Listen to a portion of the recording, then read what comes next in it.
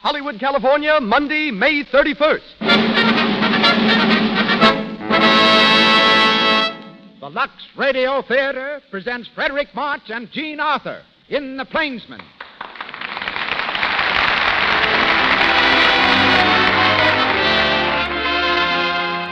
Lux presents Hollywood.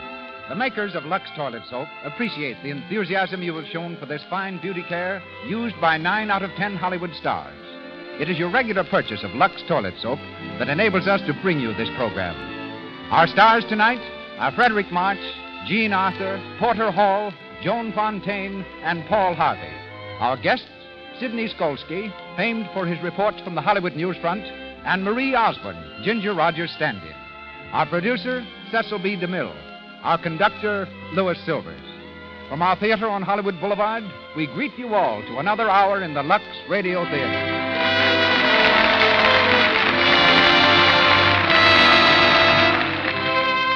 Lux Toilet Soap is snow white, pure, mild.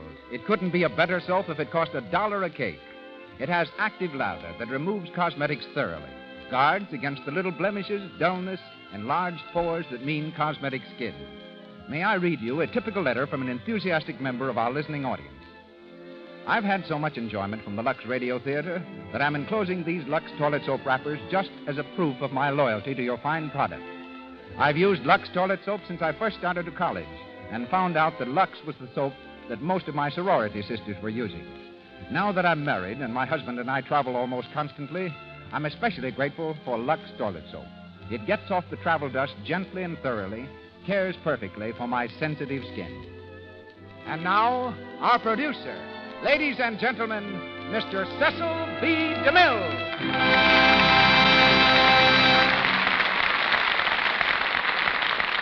Greetings from Hollywood, ladies and gentlemen. Last week, I announced that Gary Cooper would be with us tonight to star with Jean Arthur in The Plainsman. For 2 weeks, Gary's been working in the water, making scenes for Souls at Sea. The result is a severe cold and a high temperature. But ignoring both, Gary has insisted on rehearsing. He protested to his physician that we have a show to put on. And that, sick or not, his place tonight is here at the microphone. It wasn't until late last night that we succeeded in talking him out of it. He finally gave in, and at this moment is home and in bed. I know you all join me in wishing him a speedy recovery. Stepping into the breach with a graciousness characteristic of a true friend and great actor is Frederick March. The part of Wild Bill Hickok is rather close to my heart. I entrust it to Mr. March with gratitude and the complete assurance that in his hands it awaits only new honors. And now a word about our story. On the 9th of April, in 1865, Generals Lee and Grant met at a farmhouse in Appomattox Courthouse, Virginia, and with quiet simplicity signed a document whose words had been written in the lifeblood of nearly 500,000 Americans. The war between the states was over.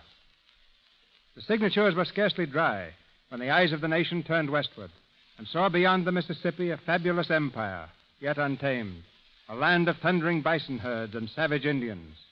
Into this territory poured the legions of Americans whose faith and fortunes had been scattered by the war, and the hordes of immigrants who flooded from Europe to stake their homes on the sweeping plains. Some found peace, some found riches, and some found death at the point of 6-shooters and scalping knives. For there was no Sunday west of Junction City, no law west of Hayes City, and no God west of Carson City. Out of this background was born The Plainsman, the first of a series of pictures based on the magnificent pageant of American history and its unsung heroes. A series which I am continuing with the story of Jean Lafitte, the buccaneer. Frederick March will again star for me in the role of this amazing pirate.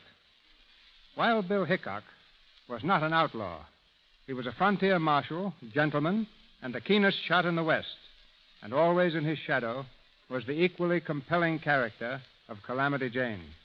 My good fortune in securing Jean Arthur as Calamity in the screen version is repeated tonight. No star is better equipped by nature and ability for this colorful role. Also from the original cast comes Porter Hall, resuming the role of Jack McCall. Mr. Hall's current Paramount film is Make Way for Tomorrow. Joan Fontaine, a young actress rapidly rising at RKO Studios, plays Louisa Cody, and Paul Harvey is heard as Yellow Hand. And now, we set our course along the trail of the pioneers to the west.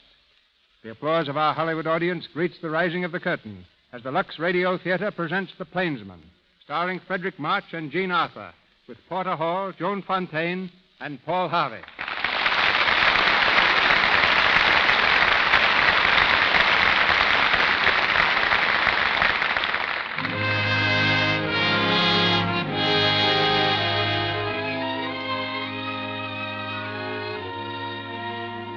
Among the soldiers who turned their faces homeward at the close of the war between the states was a man known to his friends and to his enemies as Wild Bill Hickok. His face was not turned toward the rolling pastures of the East, but toward the rugged hills and sweeping plains of the unborn West. At St. Louis, on the banks of the Mississippi, a riverboat is ready to leave for Leavenworth. Still wearing his army coat, Bill Hickok sits on the wharf, his long legs straddling a pile of luggage. A small boy eyes him with frank interest. Where are you soldiering, mister? Oh, I'm all through, Sonny. The war's over. Didn't you hear? Yeah, I heard it, but I don't take no stock in it. What might your name be, mister? Well, it might be Bill. You ain't Buffalo Bill, are you? No. Oh. Well, now, I'll tell you. If I wasn't myself, I'd just as soon be Buffalo Bill, 'cause he's a great scout, son. You know, I saw him shoot at a whole herd of buffalo once. I thought he'd miss, but two started coughing and fell down dead. He'd shot through 'em both, and he made the dust cloud up 1.5 miles away on the other side. Gee, Willikin. You know, that's the kind of shooting I aim to do. I can shoot pretty good now with my slingshot. Watch, mister. Hey, that's all right, Sonny. Ah, that whistle is just a half-minute wrong. Gee, that's a Jim Dandy watch you got there, mister. Plays a tune, too. Listen. Cute, isn't it? Hey, that's your picture stuck in the case?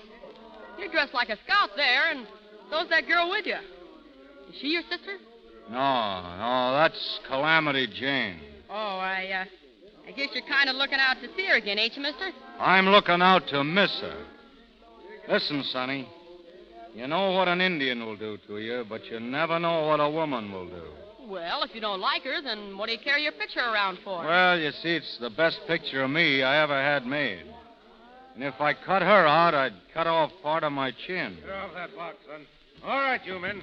Throw those boxes on the boat and be quick about it. Yes, sir, Mr. Latimer. Yes, sir. Come on. Put your shoulders Hey, you better move out of the way, son. Seems to be a powerful heavy shipment of farming tools going out to Hayes City.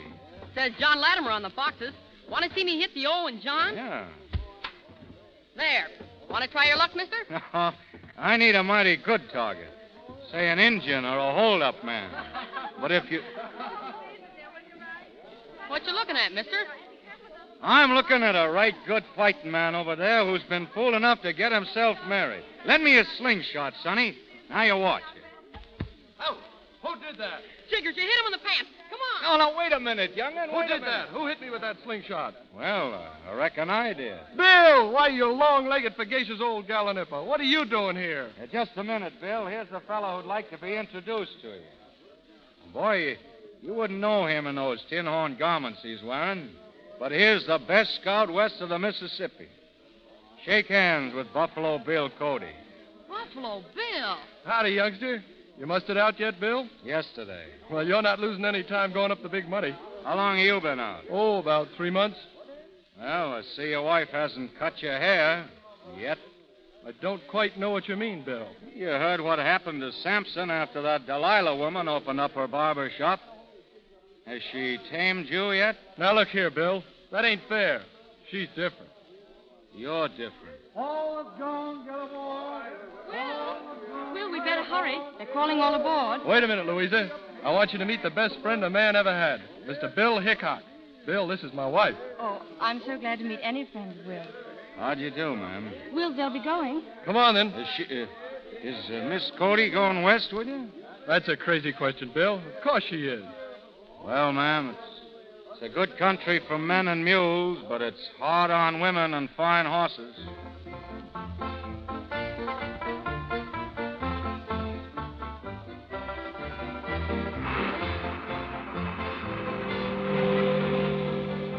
There he is, McCall. Over there by the rail. Bill Hickok? Wild Bill Hickok. They say he can hit a dime at 30 pieces. I'd like to meet him. He's a feller to have as a friend. Evening, Mr. Hickok. I'm Jack McCall. I'm tickled to death to be traveling with you. Glad to know you, Mr. McCall. Ah, thanks. Hey, your toothpick's on fire. What? Oh, that ain't a toothpick, Mr. Hickok. It's a new fad. Cigarettes, they call them. Back east. Cigarettes, huh? Well, it's on fire. Good evening, Mr. Hickok. Oh, good evening, Miss Cody. Do you think we'll reach Leavenworth tomorrow? Well, ma'am, of all the variable things in creation, the most uncertain are the actions of a jury, the state of a woman's mind, and the condition of the Missouri River. My mind isn't uncertain. I'm going to help Will. Don't you believe I can? Well, I don't know, ma'am. He killed his first Indian when he was 12, Bill did. And at 14, he was riding Pony Express. He's one of the best natural scouts on the frontier. Now that some folks has taken to selling guns to the Indians, he might be needed where you can't be any help to him. Will's promised me to give up scouting and killing Indians and all that nonsense. West is in his blood, ma'am. You can't change that. But the West is changing. Shouldn't Will change with it? Well, I don't know as I could answer that, ma'am. Unless it's just because he is Will Cody.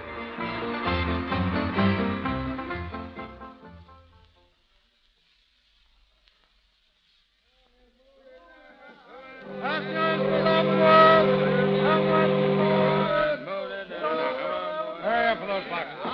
Get along there, you men. Get along, I said. Sorry, boss. We's unloading as fast as we can. These boxes mighty heavy to tote. Shut your lip. I'm sorry, boss. I didn't mean nothing. Come on, let's go to the boxes. Good morning. Your name Latimer? Well? You operate out of Hayes City, huh? What of it? They didn't have any use for farming tools last time I was there. Well, they might have use for them now. Oh, sure. Those boxes now, they're just about the right size for rifles, ain't they? Yeah? Well, I freight whatever they send me, and I mind my own business. That's a right good idea, Mr. Latimer. It's a good way to keep out of trouble. Try taking your own advice, then. Bill! Oh, what the... Bill, you mangy old coyote. Give us a kiss. Oh, hey, I don't... Oh, what'd you do that for, Calamity? You four-flushing mule. You ain't wiping it off. You're rubbing it in. Bill, you're back. Are you going to stay in Leavenworth? Are you? I could. I'm going on to Hayes City. Well, that's good, because I'm driving the stage. You driving? Sure. Say, why don't you write me any letters, Bill? Didn't know you could read. I could read if you could write. A woman who had a fella at every stage station and a beau in every cavalry troop west of the Missouri. That woman don't need any letters from me. Oh, Bill, why, those fellers didn't mean nothing to me. Well, they did to me. You'll have to excuse me now. I'm keeping a lady waiting. What lady? Standing up there next to Bill Cody. I'm helping put her things in the stage. Is that chipmunk yours? Did you bring her with you? Oh, what if I did? Nothing to you. Ain't it? After you run out on me, you slab-sided, box-toting rat. You brung that honky-tonk mop... Shut up, Calamity. And stay that way. You... See that? She whipped his hat clean off his head. Tip your hat when you speak to a lady. Yeah, I will. When I speak to a lady. Bill. Oh, Bill. Hi, Calamity. Well, Bill Cody. Hey, what are you doing in them busted feathers? Come here, Calamity. I want to introduce you. Louisa. Yes, Bill? Lou, this is Calamity Jane. Everybody knows her. Born and bred out yonder. Rides better than a man, drives stage. Now, wait, Cody. Is she your mutt? She's Mrs. Cody. Your wife? Oh. Well, I'm certainly glad to know you, Miss Cody. All passengers for Hayes City, Calamity. Suits me. You better get in, folks. It's a long ride. Get up there. Get up, Joe. You looking at something, Mr. Hickok? Yeah, I'm looking at those beads around your neck. You've been driving for 3 days, and you changed horses 14 times. Don't you ever change those beads? Well, I ain't wearing them 'cause you give them to me. I'm wearing them 'cause I like beads. Pull up the horses, Clem. Huh? Pull them up. There's a pony up ahead there. See him? What's the matter? Where you going? When I see a horse grazing by the road, I like to see a rider near him. Hey, wait for me. There's the rider, Bill, laying over there under the trees, hurt. Give me a hand here. Lift him up a little. Bill, it's Breezy. Hey, Breezy. Breezy, you all right? But look at here, Bill. There's an arrow broke off right in his back. Breezy. Bill Hickok. I thought you was off to the war. Oh, the war's over, Breezy. It ain't over where I come from. There's 2,000-3,000 Sioux Indians are cayuting around Fort Piney with war paint on. Colonel Carrington, give me a message to General Custer. What was it, Breezy? He says, tell Custer to get ammunition through to Fort Piney or we're done for. Them's his words, Bill.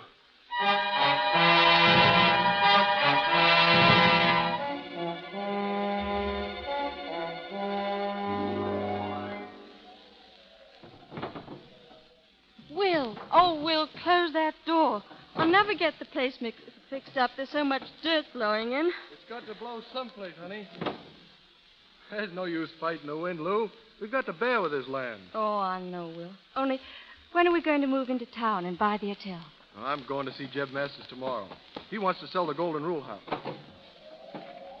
Here's your grub, folks. Why, come in, Miss Calamity. What'd you bring, Calamity? Well, I got something to fry and something to boil and a jug of whiskey. Say, this is a grand shebang you got here. Oh, how can you say that? It's so dusty, and I haven't got my curtains hung yet. Give your wife a hand, you long-legged tube spot. Sure, toss him over, Calamity. Somebody's knocking? What's that for? Come in. Hello, Bill. Hiya, Bill. What'd you knock for? Good morning. Hey, that curtain looks right pretty out there.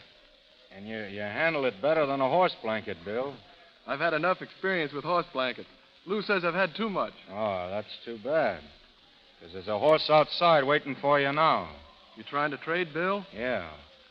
A hotel for the lives of 48 men. And 10,000 rounds of ammunition thrown in.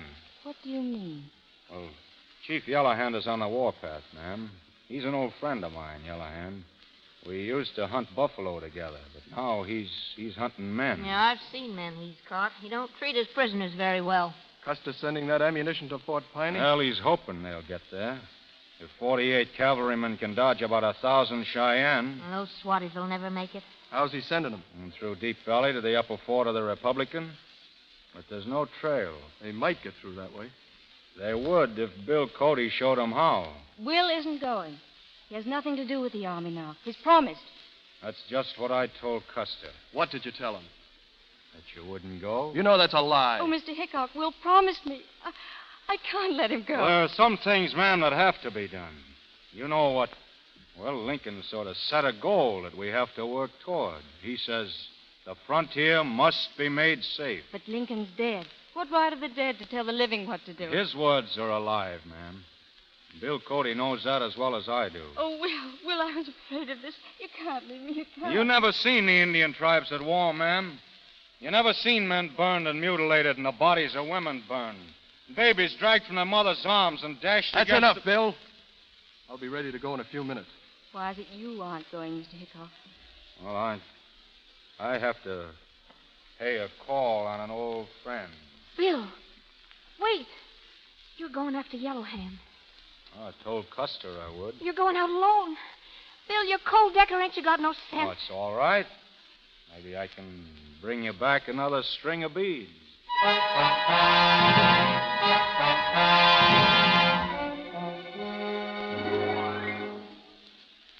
Turn up the lamp a little, Louisy. I don't know how I look in this dress of yours, but I feel like the Queen of Sheba. Oh, you look lovely, Calamity. I want you to keep that dress, dear. You do? Say, no woman ever gave me nothing before. Well, I never even seen clothes like these. Calamity. That old coyote's got a toad in his gullet. Couldn't be an Indian, could he? Oh, honey, when you hear something yelling at night around here, it's just some varmint. But when you don't hear nothing, it's an Injun. Calamity, I want you to stay here with me. I've never been alone before. Now stop worrying about him, honey. Well, he's got a whole troop of cavalry riding herd on him. But my Bill plays it alone, the big mule. It's coming closer. Calamity! Calamity, what are you staring at? Boo, don't look at the window. Don't let on anything's different. But listen to me. Can you ride? Yes. My horse is outside. Take this coffee pot inside to the stove.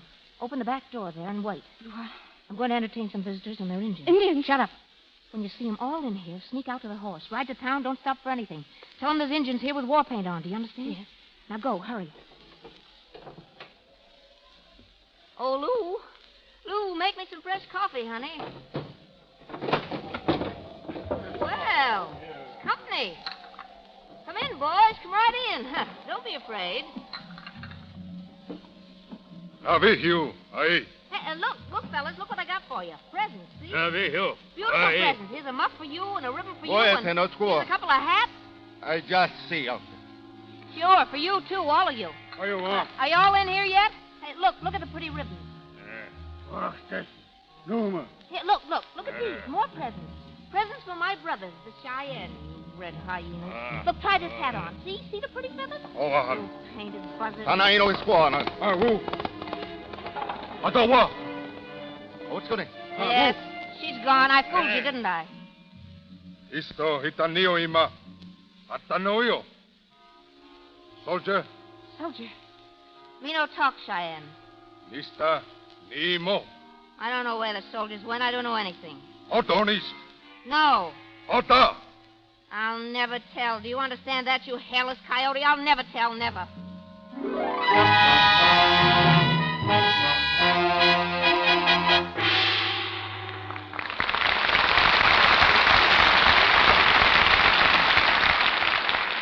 Here in Hollywood, over on Gower, there's a little brother who likes to play jokes on his big sister.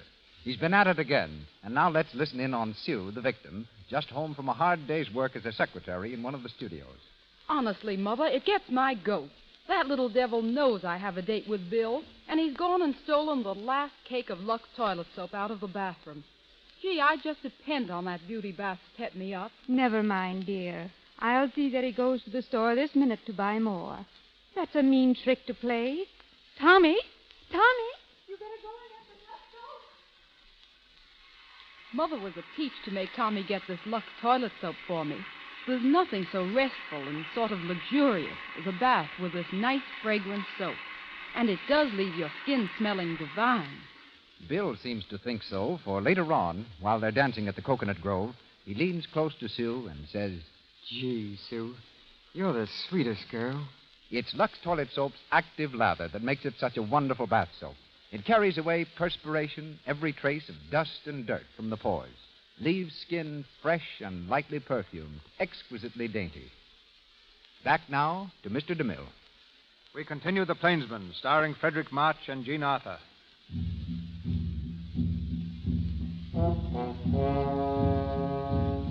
Taken prisoner by the Cheyenne, Calamity Jane is led across the plains to Yellow Hand's camp. With her hands tied behind her back and a rope around her neck, she stumbles through the prairie grass between two lines of Indians. Suddenly, on the crest of a hill, a mounted figure appears. Yahoo! Bill! Bihuino. Bill, get out of here. Go back. He's a Yellow Hand's men. Ain't you got no sense, Bill? Let go of me, you squint-eyed. No power ini. Ista ho imadone. Shoot your way out, Bill. Quick, are you crazy? Shut up, Calamity. You got a tomahawk in your brains if you keep on asking for it. What are you doing here? Indians will sell most anything. They may sell you. His Donze. Oh, Bill. Not your watch. Don't give him that. Ahiva hamaatanoy. What's he saying? He wants my gun. Don't give him to him. It's all right. Oh, Bill, you crazy fool. You be holna. Let's say ho natova. He says he's going to take us to Yellow Hand. He can't let us go unless Yellow Hand's willing. Oh, Well, you done it, didn't you? Yeah, I done it, all right. Bill, Why'd you get yourself into this? Was it for me? Well, I thought you were Miss Cody in that dress. Bill, you offered up your watch and your guns. That couldn't have been on account of me either, could it? Could it, Bill? No. I wanted to be taken to Yellow Hand to find out what he's up to. Oh. Bill, what'll they do to us? We'll soon find out.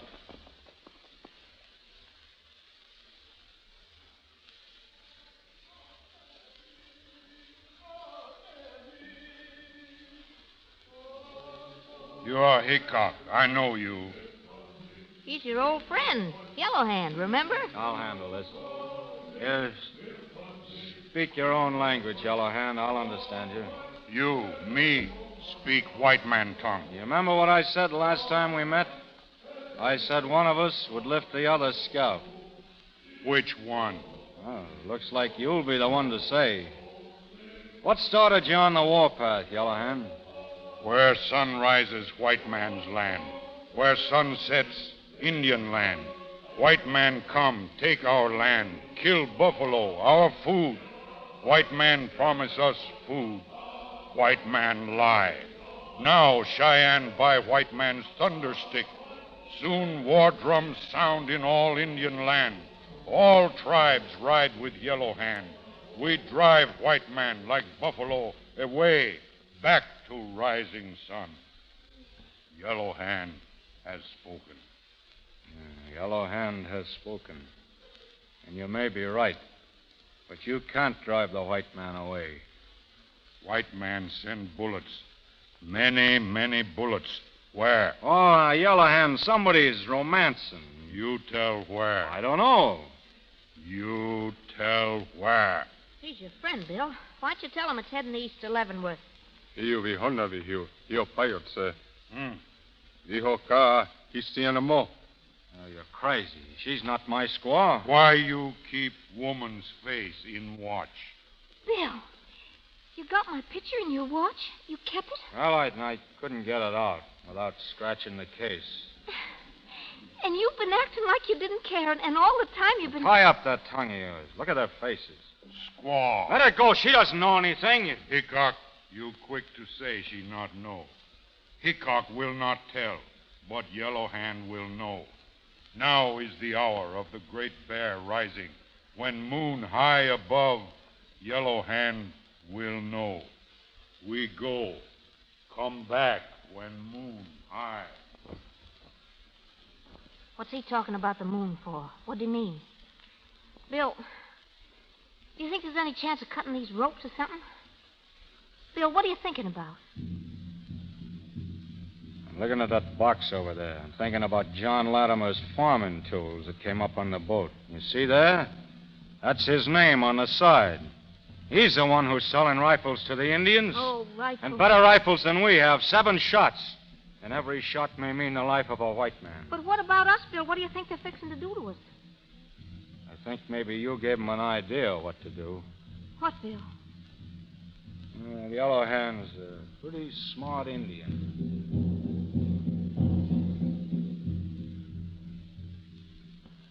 Hear them drums? That's taps for us, ain't it? It won't be so hard going out together. It'll be harder than you know. Calamity, there are only 2 of us.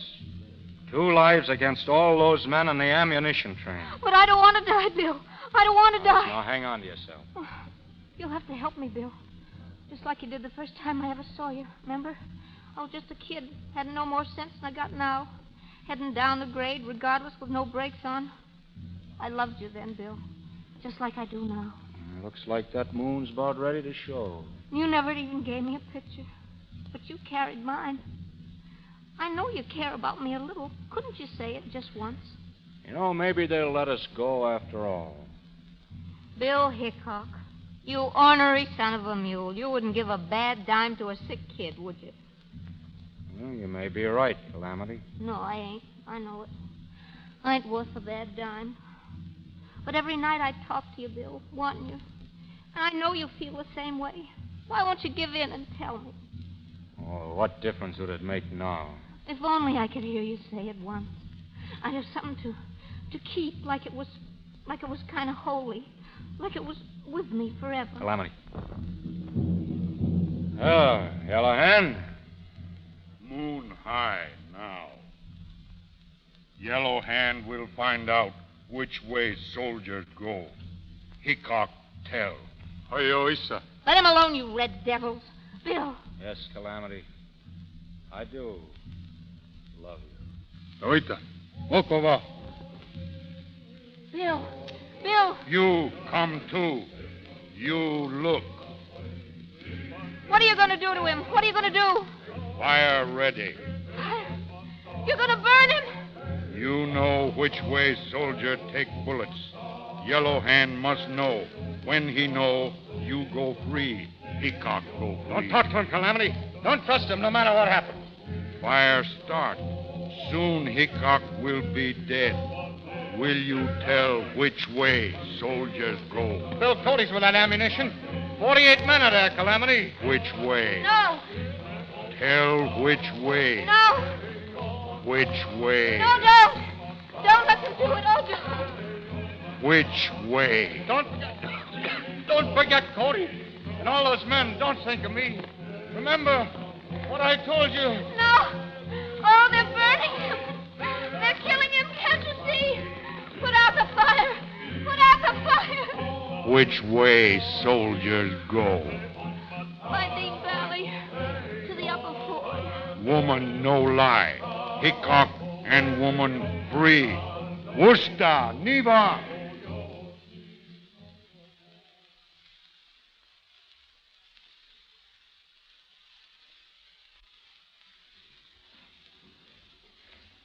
The trail's over here, Bill. Oh, I couldn't help it. I didn't mean to tell. Won't you look at me, Bill? I hope I never have to look at you again. Oh, Bill, please. We're free, sure. What about Cody? What about... You hear that? It started. Yellow Hand's attacked already. I got to get to them. You can't reach him on foot? Well, I'll get through somehow. And you got to reach Custer and tell him we need help. Custer finds out I told Yellow Hand. Yes, he'll give you the firing He squad. won't find out. I'm going to tell him.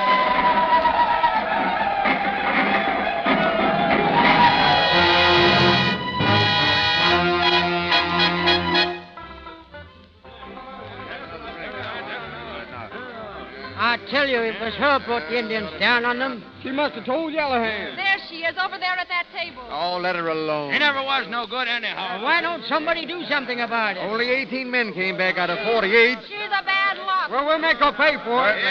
Cheyennes must have paid her plenty, too. That's right, McCall. They paid this woman in money, but they paid our soldiers in blood. What are you going to do about it? Talk's cheap, you loudmouth liar. Let's see you fight. Hey, get that whip away from her. Hey, if you were a man, we'd know what to do with you. Go ahead, you crossbred rat. If you was a man, you wouldn't be here. Run her out of town. Get tar and feathers. Tar and feathers is too good for her. That's the way to talk. Get a rail, somebody. What do you want with a rail, Jack McCall? Huh? Bill. What's going on? We're going to run her out of town. Why? You know what she done? She told the Indians that... Well, she's a woman, isn't she, McCall? Women talk a little too much sometimes. This woman's going to get what's coming to her. Run her out of town. Come on. Yeah, and men talk a little too much sometimes, too. I know what's in your minds. Yes, there were soldiers killed. I saw them. I was there. And they were killed by bullets. Bullets from repeating rifles. You know, Lincoln says that this country's got to be made safe. Those are his words. So I'm on my way now to settle this matter with the man who sold those rifles. I know there was monkey business going on. Yeah, you're right, and there may be a few stray bullets flying around here in a minute. I'd advise you to stay inside off the street. Bill, Latimer's crooked than a rattlesnake. You can't go after him alone. I started alone, and I'll finish alone.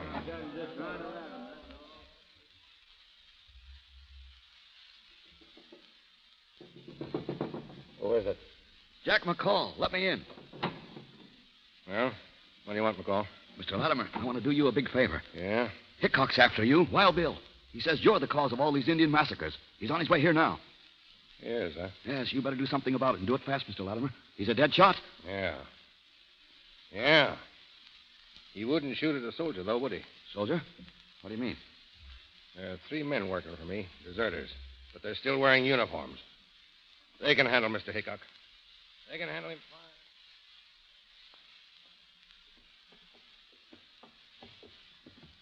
Bill, don't go across that street. Come back here, Bill. Let go. You're crazy. Latimer won't fight you fair.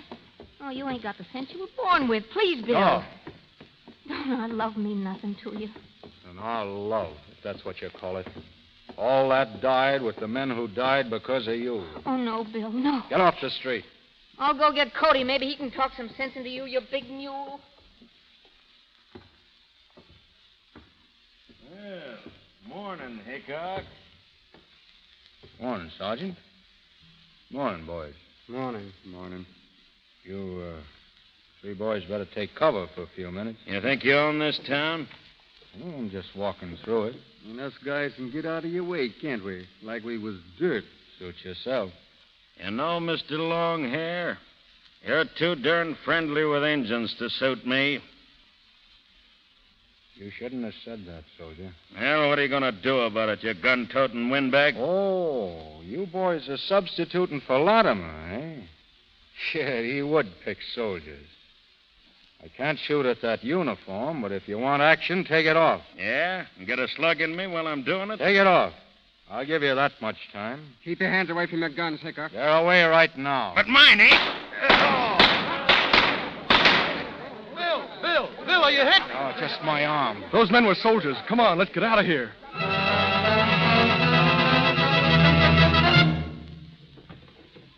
Sit down over here, Bill. There we are. Louisa. Oh, I'll be all right. Look, don't let them find me in your house. Bullet went clean through, but it's bleeding bad. Will, what happened? He's just shot 3 soldiers. Oh, are they dead? Yes, get some water. You brought this man into our house? A murderer? Oh, when is this going to stop? When will it ever stop? This killing and killing. Why don't they kill him, too? Then you can be next to me. Louisa, he's my I friend. didn't mean to bother you, ma'am. I'll be going. You sit right down again, Bill Hickok. You can't go bleeding like that, whatever you've done. Thank you, ma'am. You know, I never was a murderer. I never did fight unless put upon. Thou shalt not kill. Oh, no ghosts ever came bothering me. It's always been the other man or me in a fair fight. What right have you to judge who is to live or die? Put away your guns, Mr. Hickok. No, I can't do that, ma'am. Until I find John Latimer. Cody, open up. It's me. Calamity. Where's Bill? Oh, Bill. Did they hurt you much? I'm all right. I know you don't want to see me, but I got to tell you something, Bill. Custer's ordered you brought in, dead or alive. The troopers have combed over every hiding by the river. They'll be out this way next. He's going back to find Latimer. Latimer's gone, pulled out with his wagon. Where? Nobody knows. I'll find him. Of course you will, Bill. Someday you're bound to. But don't try to find his trail now. Just try to save yourself from Custer's men. No telling what they'll do to you. If Latimer's pulled out with his wagons, those wagons are loaded. I know what I have to do. Yeah. Help me up. You'll get me a horse, Bill? Sure. I'll have him saddled and ready. I'll help you, Will.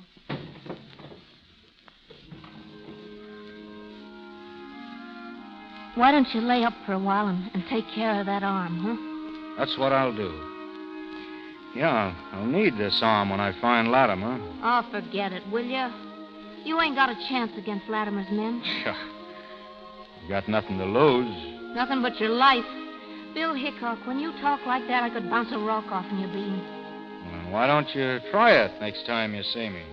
When'll that be, Bill? Where? Oh, up around Deadwood someplace. Never can tell.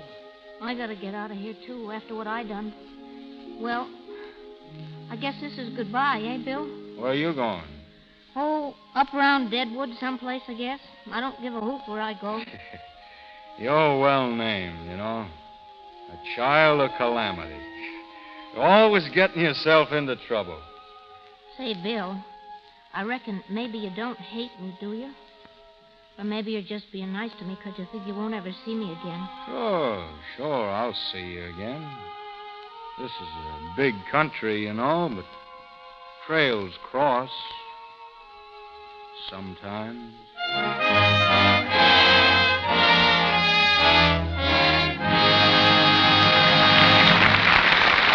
We pause for station identification. This is the Columbia Broadcasting System.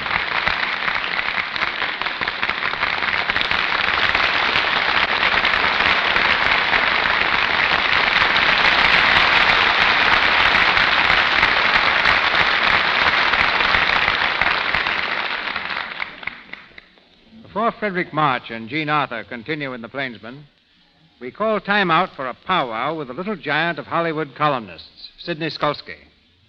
Hollywood's correspondent for the New York Daily News and other newspapers. His catchphrase, but don't get me wrong, I love Hollywood, has taken a definite place in the jargon of the film capital.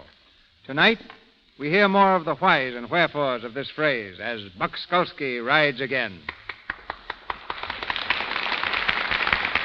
Mr. Buck, to you, but really I feel more like a cake of Lux soap than a cowboy. Well, you're more the size of a cake of Lux soap than a cowboy. What I mean is that I'm playing a repeat date on this program, the way I noticed that Lux toilet soap plays repeat dates in the homes of the movie actresses I've visited. Not only in their homes, either. Apparently, Lux soap is just as much a part of studio equipment, too, as a camera. You say 9 out of 10 stars use it. Well, I'm still looking for the 10th actress who doesn't. She just can't be found. That's very nice, Mr. Buck Skolsky. Now get along with your specialty. Giddy up. Hollywood is a place where Simone uses a French perfume which means always faithful. Where Adolphe Monjou has a cigarette case on which is inscribed, to Adolphe Monjou from his most ardent admirer, Adolphe Monjou. It's a town where Jimmy Cagney's swimming pool has more water than the Los Angeles River. It's a town where after kissing Ginger Rogers in a picture, James Stewart forgot himself and spoiled the scene by saying to Ginger, "Gee, thanks." Where a producer told a writer, "You can make the heroine a crook, but don't make her dishonest." But don't get me wrong, I love Hollywood. Hollywood is a place where Dick Powell cooks a better meal than wife, Joan Blondell. It's a town where Rubinoff registered at a hotel and signed the blotter, Rubinoff and his violin. Where an actor bawled out a waitress in the Metro Commissary for bringing him the wrong order. The waitress merely said, "I'm sorry, sir. We all make mistakes. I saw your last picture." It's a town where an actress being interviewed said to this newspaper man, "I want you to meet my daughter. She's older than I am." Where at the Trocadero, John Medbury asked Gracie Allen if he could have the next dance. Gracie answered, "It's all right with me if you can find a partner." But don't get me wrong, I love Hollywood. Hollywood is a place where Mae West has her name printed on the cushions in her auto. Where an actor approached George S. Kaufman and said, "I got a radio offer."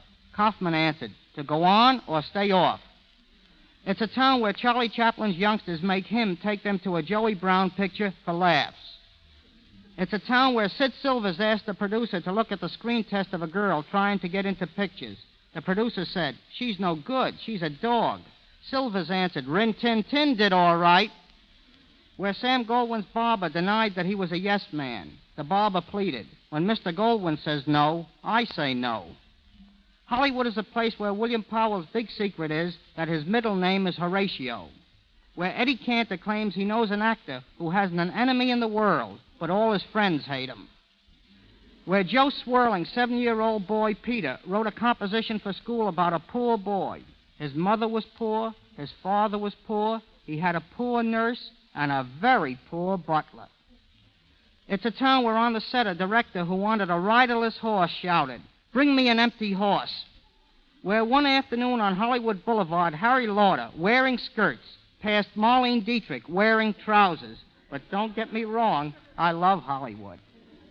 Hollywood is a place which gets more like Hollywood every day.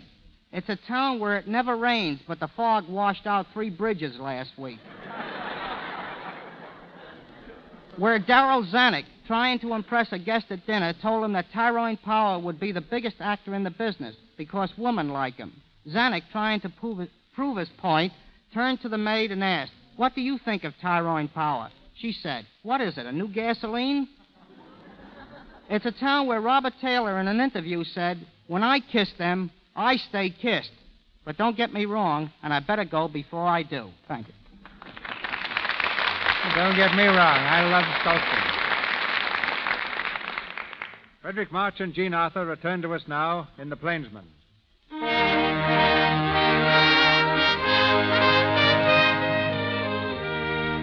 It was many weeks before the trails of Hickok and Calamity Jane crossed again. In the Bella Union Saloon in Deadwood, Calamity stands behind the bar serving drinks. Hickok comes from the street and moves slowly across the room. You can set one up here, Calamity. Bill, Bill Hickok. Hiya, Calamity. Bill, you come back. Gee, I kept watching. I kept asking. Nobody'd seen you. Nobody'd heard. Well, I haven't been out much in what you might call society. I only had one caller, Bill Cody. Custer sent him to bring me back. Cody found you then. Say, Bill, you didn't... Oh, hurt Cody? No, he's all right. We heard from a brave up there in the hills about Custer. He was wiped out, his whole battalion. Yeah. Cody went on to meet General Merritt. I promised to wait for him here. Wasn't your fault, them 3 soldiers getting killed that time. Say, you won't have to move on again, will you, Bill? No, I got a hunch that this is going to be my last camp, Calamity. You mean you're settling down? You're going to stay here? Yeah, I got a feeling I'm going to stay here. You need a drink. You know, I've been thinking. The West is getting to be a new kind of place. Cody's done the right thing. He's changed. What place is it going to be for a 2-gun plainsman? You're talking crazy, Bill. You're the best man in this country. I don't know who thinks so. I think so, Bill. Say, if you think Cody's done right, settling down and all, maybe that's what you'd like to do, huh? Have a home and things and someone to cook your meals and... Oh, doesn't sound so bad. Bill. I'll be a big man around here someday. You wait till you see. Is that Jack McCall over there? Yeah, he's been bragging around here for a month. All right, lad. Hello, Calamity. Give us a drink. Those fellas think that... Bill Hickok. Hello, McCall. I said hello. What are you looking at me for? I didn't do nothing, Mr. Hickok. I didn't do nothing. What's he talking about, Calamity? He's scared of you, Bill, because he sneaked and told Latimer you was looking for him back in Hayes City. What? Well, she's lying, Mr. Hickok. She's lying. Am I? You're thick with Latimer right now. No, Mr. Hickok. Shut up. McCall, a year ago, I'd have shot you dead on sight. But now... Go buy yourself a drink. Thanks, Mr. Hickok. Bill, you let him off. Well, I'm getting to think that maybe Louisa was right. Who am I to decide whether a man's to live or die? I had another reason, too. If he warned Latimer once, he's going to do it again now. Guess I'll step out and follow him. I'll go with you. You stay where you are. And say, Calamity, I kind of like to have you take my watch. Here. It's about the only thing I have that's worth keeping. Bill, if you got a wrong hunch, don't go out there. Don't forget to wind it. You're a mule-headed man, Bill Hickok. Hey, Calamity. Don't bother me, Dave. What's eating you? I just want you to hold this gun back here for a while. Belongs to Colorado Charlie, and he's acting up. Might drill somebody. Give me the gun. Where you putting it? It's in the drawer with the cards. Now let me alone.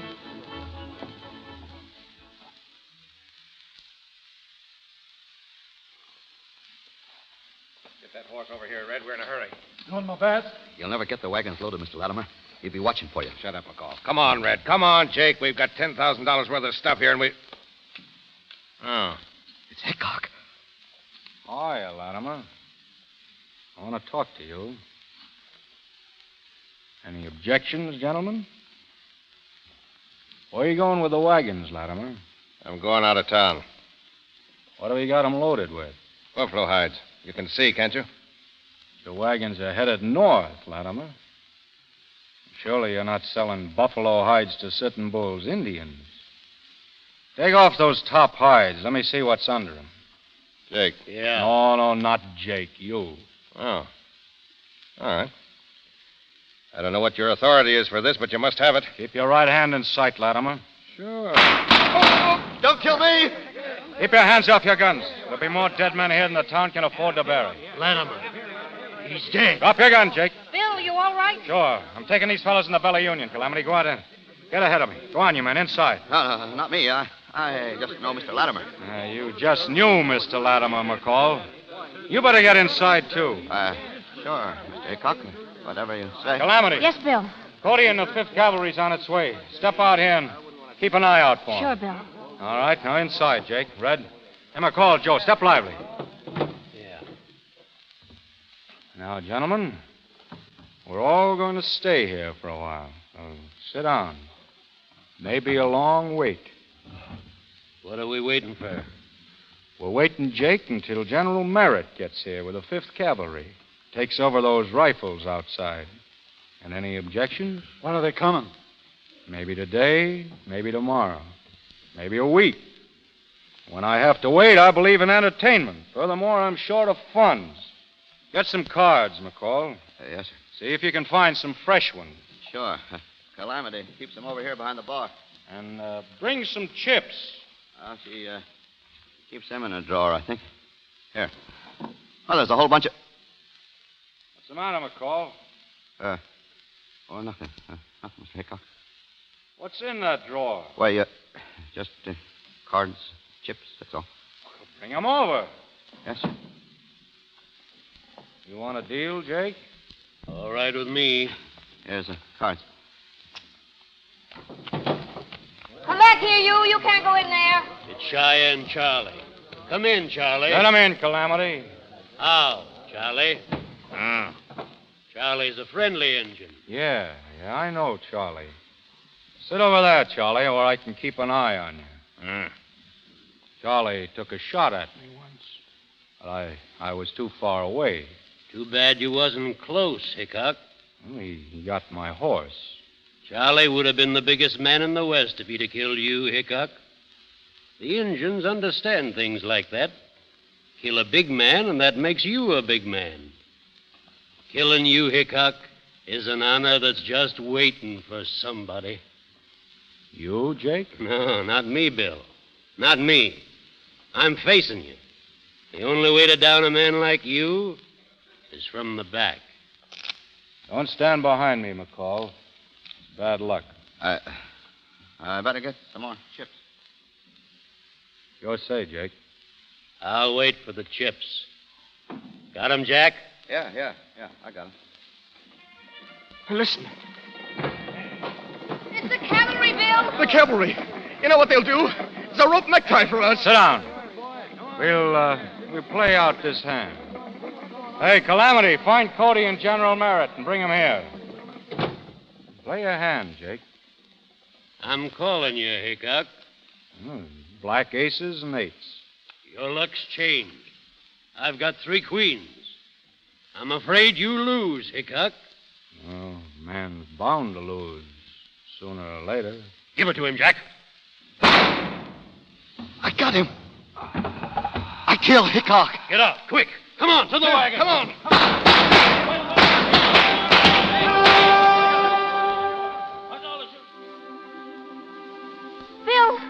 Bill, what's happened? Bill, oh, what did they do? What did they do to you, Bill? Bill, look at me. Bill, can you hear me? Oh, Bill, I told you not to do it. Bill, what? In here, General Merritt. I want to meet Bill Hickok. Calamity, where's Bill? We got Latimer's crowd, all of them. General Merritt said, Calamity, what's happened to him? He's dead. My Bill's dead. Dead? He was going to be let off. There's your prisoner, General Merritt. We won't forget what Bill Hickok has done, Cody. We'll remember. All of us will. All of us. Oh, Bill. That's one kiss you won't wipe off.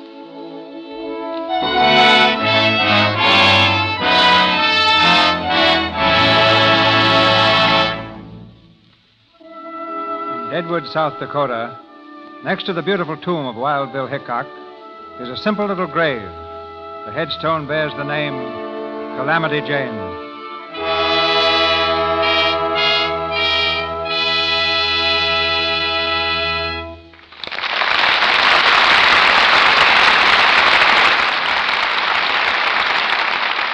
Each week in the Lux Radio Theatre, we try to show you some new aspect of Hollywood through the eyes of those behind the screen. So before Frederick March and Jean Arthur return, we'll have a word with Marie Osborne. As baby Marie, she was the Shirley Temple of 15 years ago, but old age caused her to retire at the age of 10. Miss Osborne holds one of the unusual jobs found only in pictures. She's one of our better-known stand-ins for one of our more famous stars, Ginger Rogers. Ladies and gentlemen, Miss Marie Osborne. Thank you, Mr. DeMille. I suppose the most logical thing to do is to explain first just what are the duties of a stand-in. Well, before a scene is shot, it is often necessary to spend considerable time arranging lights, cameras, and microphones to get the proper perspective. Rather than tire the star while this is being done, a stand-in stands in. However, a satisfactory stand-in requires more than the ability to stand first on one foot and then on the other. Yes, she must have the same height, weight, and coloring as the star for whom she is standing in. The same features, makeup, clothes, and the same complexion. Complexion is really very important. If the star had a light complexion and the stand-in was dark, lighting would be inaccurate and the camera improperly focused. And that brings me around to the subject of keeping your complexion like the stars, which is just another way of saying with Lux toilet soap. There are 3 reasons why I use Lux toilet soap, Mr. DeMille. First, because Ginger Rogers, who has one of the loveliest complexions in Hollywood, uses it. Second, because it's the official soap in the dressing rooms at the RKO studios, just as it is in every big studio. And third, because it happens to be the finest complexion care I have ever found. In all sincerity, I know of nothing better for removing makeup and keeping the skin smooth and soft than Lux toilet soap. But getting back to Miss Rogers. Yes, how did you start your career as a stand-in?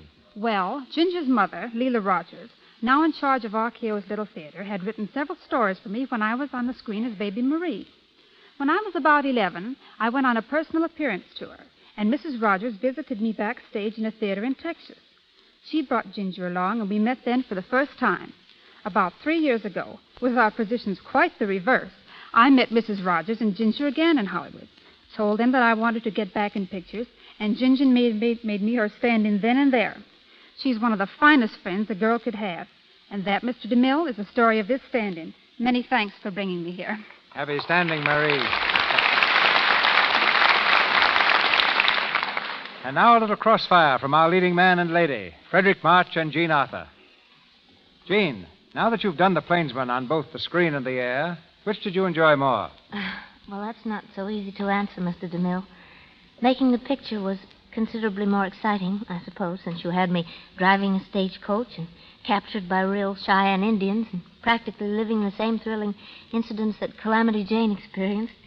Yes, but, Jean, there's an intimacy about radio that you can't find anywhere else. For instance, I'm told that Gary Cooper is listening in tonight. And I only hope that as Wild Bill Hickok, I was one half the man on the air that he was in the picture. I also hope that Gary's as quick in his recovery as Hickok as he was on the trigger. So say we all. My thanks and good night to you both. Good night, Good Steve. night. Thank you, Frederick March and Jean Arthur. This is your announcer, ladies and gentlemen, Melville Ruth. Who are the stars for next Monday night? What's the play going to be? Well, in just one moment, Mr. DeMille will answer those questions.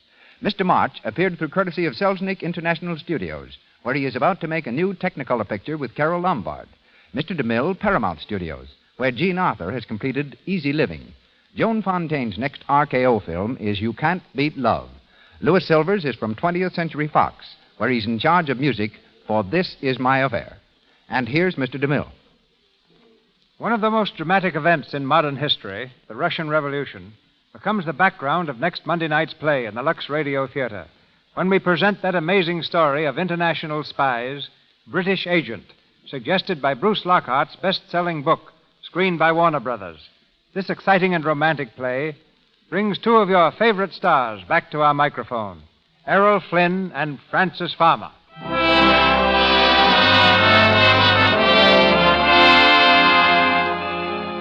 Our sponsors, the makers of Lux Toilet Soap, join me in inviting you to be with us again next Monday night when the Lux Radio Theatre presents Errol Flynn and Frances Farmer in British Agent.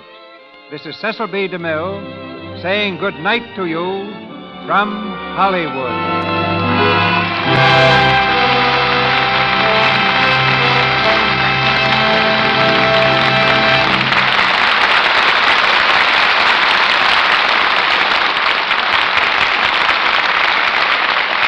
This is the Columbia Broadcasting System.